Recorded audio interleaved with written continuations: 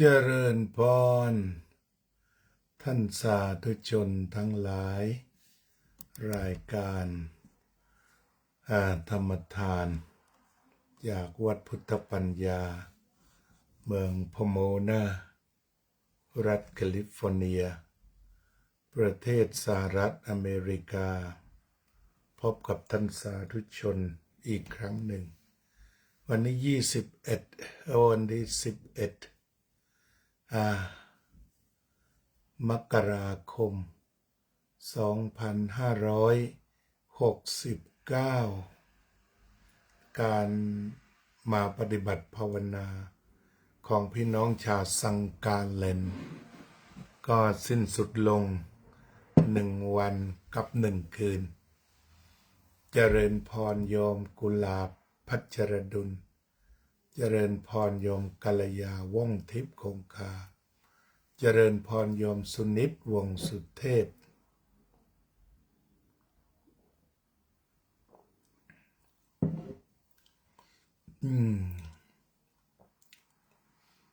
วันนี้ก็เก็บตกบทสนทนาธรรมที่ได้สนทนาที่วัดวชิระธรรมาภิรตารามเมืองสังกาเลนก็คือความแตกต่างระหว่างอิทธัปปัจจยตากับปฏิจจสมุปบาทอะไรคือความแตกต่างระหว่างอิทธัปปัจจยตากับปฏิจจสมุปบาทถ้าพูดถึงอิทธัปปัจจยตาก็คือทฤษฎีกว้างๆทฤษฎีกว้างๆของทฤษฎีสัมพัทธภาพที่แปลว่าทฤษฎีสัมพันธภาพเพราะต้องอาศัยกันและกันเกิดขึ้นคุณประสิทธิชัยครุฑกาศอันนี้เรียกว่าเป็นทฤษฎีอิทธัปปัจจยตาอาศัยกันและกันเกิดขึ้นกล่าวคืออะไรก็ตามที่จะต้องอาศัยกันและกันเกิดขึ้นเราก็เรียกว่าอิทธัปปัจจยตาเจริญพรโยมบัวผันโฮลดวงอาทิตย์ก่อนจะเกิดขึ้นเป็นดวงอาทิตย์ก็มีองค์ประกอบเช่นมีฝุ่นมีฮีเลียมแล้วก็มีไฮโดรเจนต่างๆอยู่ที่นั่นโดยดวงอาทิตย์เพราะประกอบครบมันก็กลายเป็นดวงอาทิตย์ที่จากดาราศาสตร์ก็ได้ศึกษาว่าถ้าขาดองค์ประกอบของดวงอาทิตย์ดวงอาทิตย์ก็จะดับแล้วก็จะไปอยู่ในป่าช้าดวงอาทิตย์อันนี้ก็คือเรื่องของอิทธัปปัจจยตาเมื่อมีความพร้อมเกิดก็เกิดมีความพร้อมจะดับก็ดับมีความพร้อมที่ปรากฏก็ปรากฏมีความพร้อมที่ไม่ปรากฏก็ไม่ปรากฏรถยนต์1 คันก็อาศัยหลักวิชาธรรมรถยนต์ก็เรียกว่าอิทธัปปัจจยตาในรถยนต์หรือคนแต่ละคนก็มีธาตุดินธาตุน้ำธาตุไฟธาตุลมอากาศธาตุวิญญาณธาตุก็เรียกว่ามีอิทธัปปัจจยตาในชีวิตหรือถ้าเราเรียกถึงธาตุเป็นดินน้ำไฟลม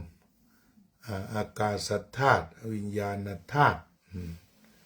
นี่ก็จะต้องมารวมตัวกันมาอาศัยกันและกันมาสัมพันธ์กันชีวิตจึงจะมีชีวิตจึงจะเกิดเรียกว่าเกิดมาจากธาตุก็เป็นอิทธัปปัจจยตาต้นไม้ก็จะต้องประกอบไปด้วยใบด้วยก้านด้วยดอกด้วย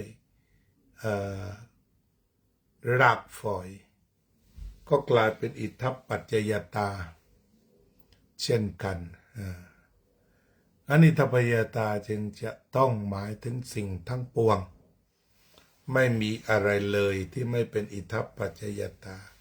ถ้ามันเป็นองค์ประกอบแล้วก็จะใช่หมด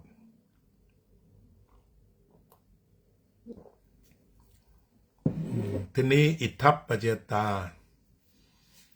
ก็เป็นส่วนหนึ่งของการเกิดทุกข์การดับทุกข์แต่ว่าเป็นหลักการกว้าง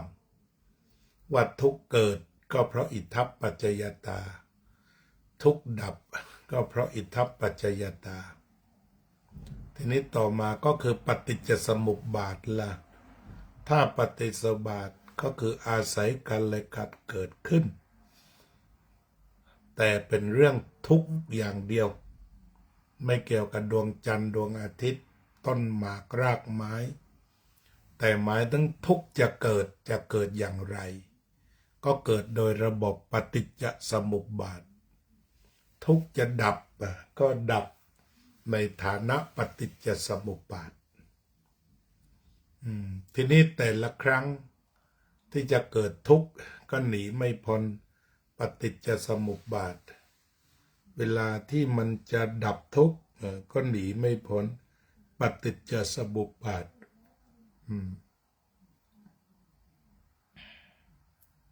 ทีนี้ฝ่ายเกิดนับตั้งแต่อายตนะหกแล้วก็เกิดวิญญาณหกเกิดผัสสะหกตอนนี้ก็เปิดประตูพอมาถึงผัสสะถ้าไม่สำรวมไม่ระวังไม่มีสติมากพอก็จะไปเกิดเวทนาพอเกิดเวทนาก็จะเกิดตัณหาเกิดตัณหาก็คือทุกข์เพราะในอริยสัจกล่าวว่า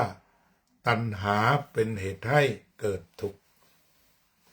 แต่ถ้าเป็นกระบวนการที่จะมาทางปฏิจจสมุปบาทซึ่งเรามาจับตรงอายตนะภายในอายตนะภายนอกเช่นกันหลังจากที่อายตนะภายในอายตนะภายนอกมาประจวบกันก็จะเกิดสิ่งที่เรียกกันว่าวิญญาณ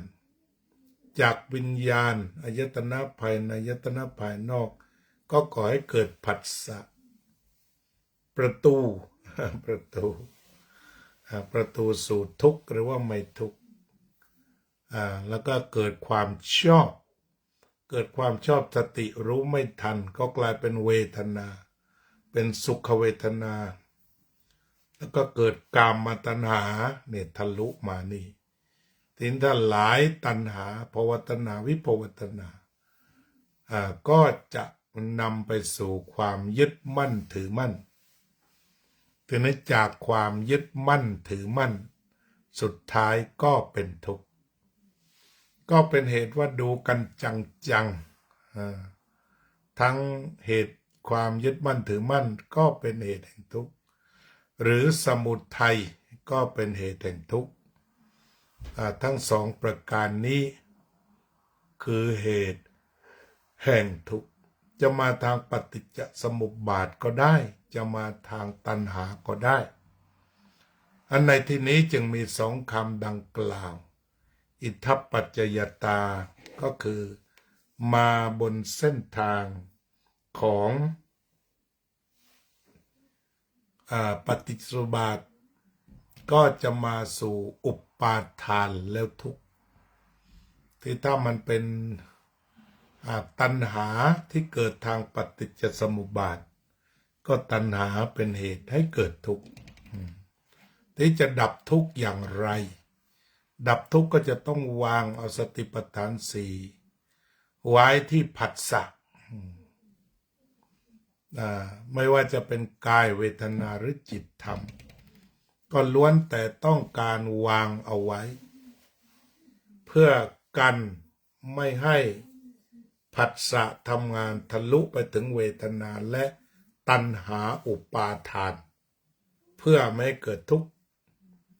ฉะนั้นการศึกษาปฏิจจสมุปบาท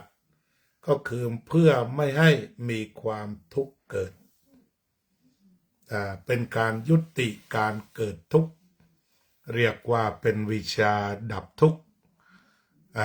อันนี้ก็วิชาดับทุกข์ก็อยู่ที่ตาหูจมูกลิ้นกายใจที่จะต้องระวังระวัยไม่ให้เกิดความชอบชังอันจะผลิตดอกออกผลเป็นตัณหาและอุปาทานวันนี้ก็คงจะสั้นๆแค่นี้ให้เห็นถึงความแตกต่างว่าอิทธัปปัจจยตาเป็นเหตุแห่งทุกข์ก็ได้ไม่ทุกข์ก็ได้แต่ถ้าเกิดปฏิจจสมุปบาทเมื่อไรต้องผ่านความทุกข์แน่และขณะเดียวกันเกิดแล้วไม่ทุกข์ก็มีถ้าไม่ปรุงเจริญพรต่อไปก็เจริญสมาธิภาวนา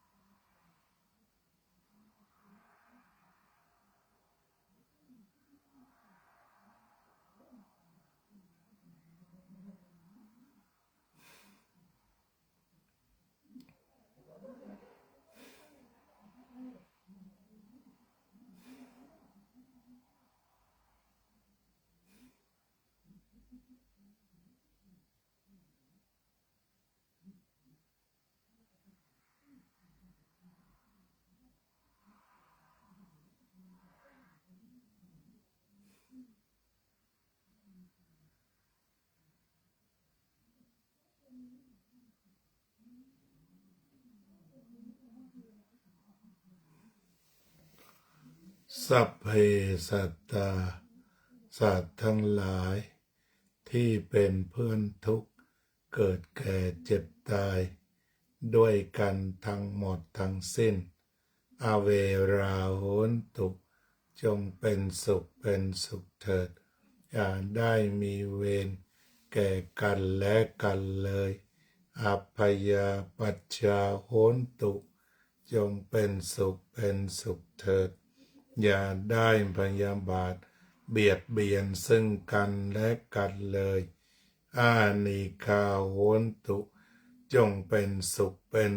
เถิดอย่าได้มีความทุกข์กายทุกข์ใจเลยสุขีอัตตานังบริหารันตุจงมีความสุขกายสุขใจ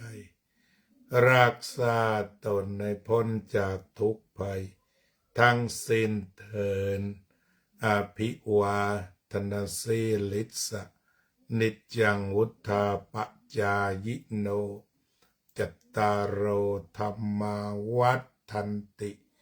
อายุวันโนสุขังพลัง